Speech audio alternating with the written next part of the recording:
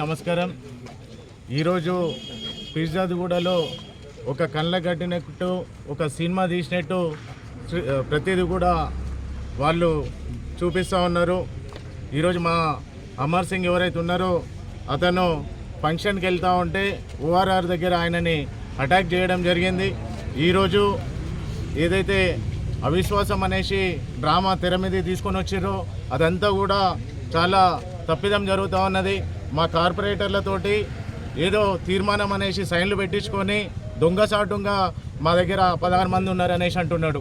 ఈరోజు ఉన్న వాళ్ళ కార్పొరేటర్లలో మా ముగ్గురు మా కాంగ్రెస్ పార్టీ నుంచి గెలిచిన వాళ్ళని తీసుకొని పోతూ ఉన్నారు.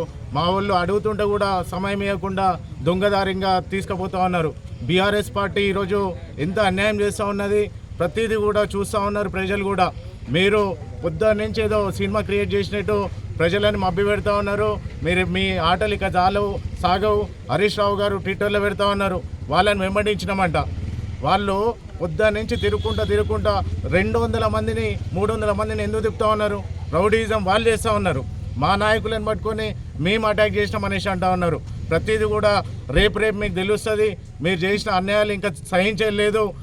చట్టం దానిపైన చేసుకుంటూ పోతుంది.